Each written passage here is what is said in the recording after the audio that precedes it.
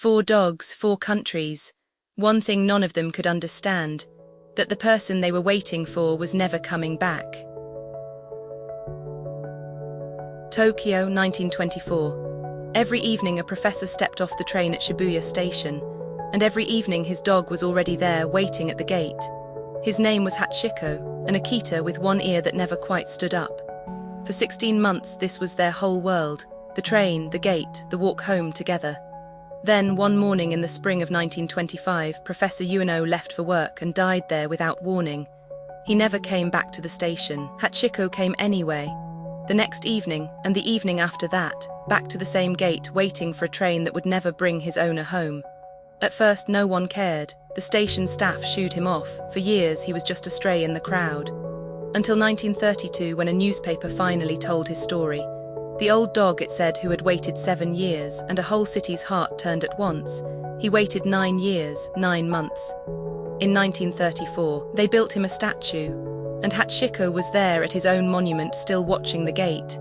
When he died, they laid him beside the professor.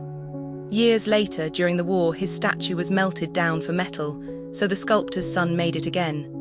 It still stands at Shibuya today, a dog, still waiting, right where the trains come in. Edinburgh, 1858. In the cold of the old city, a night watchman walked his rounds, and at his side always a small terrier named Bobby. When the man died, taken by illness that winter, they buried him in Greyfriars churchyard, and Bobby followed the coffin to the grave. The caretaker tried to turn the dog out, twice, 3 times, but Bobby always came back. So in the end the old man gave up and laid a little sacking beneath 2 flat stones to keep him warm. And there he stayed. Through 14 Edinburgh winters, rain, frost and snow, the little dog kept watch over a grave he would not leave. The city came to know him. When a new law threatened to put down every stray dog, the city's mayor himself paid for Bobby's license so that no one could ever take him away.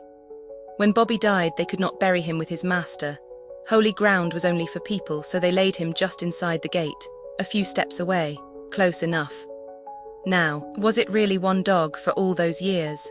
Some are not sure. Maybe the story grew in the telling. Maybe a grieving city simply needed to believe. But they built him a statue all the same. And on his stone they wrote, "Let his loyalty be a lesson to us all." Tuscany, 1941. A brick worker named Carlo found a dog in a roadside ditch. Hurt, half-starved, left for dead, he carried him home and nursed him back to life and gave him a name. Fido, faithful. From then on they were never apart. Every morning Fido walked Carlo to the bus that took him to the kilns. Every evening he was back at the same stop, waiting for that bus to bring his friend home. Then came the 30th of December, 1943. The war reached their small town. The bombers came at midday.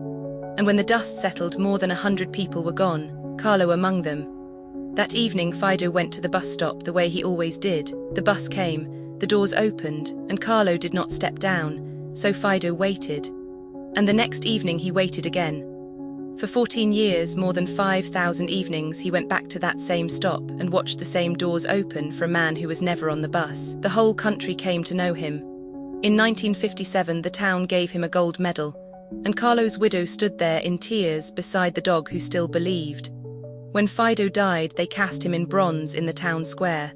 Beneath him, just 3 words to Fido: example of faithfulness. Argentina, 2005. A man named Miguel brought home a puppy, a black shepherd mix, as a gift for his son. They called him Capitán. They only had a few months together. In March of 2006, Miguel died, and in the days that followed, Capitán vanished from the house. No one knew where he had gone until the family went to visit the grave. There, at the cemetery, they found him, lying on the bare earth over a man he was never brought to see. My son started shouting that it was Capitán, the widow said, and the dog came toward us crying. How he found that grave, a place he had never been, no one has ever explained.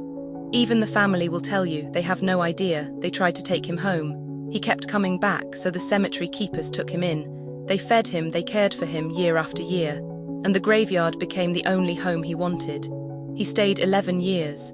By the end he was old, and nearly blind, and could barely walk. But still, every evening he made his way to the same stone and lay down. When he died, they raised a small statue there in the cemetery. To the dog who found the one he was looking for, and would not leave. Maybe they couldn't understand that their owners were gone, or maybe they understood love better than we ever will. 4 dogs who simply refused to stop waiting.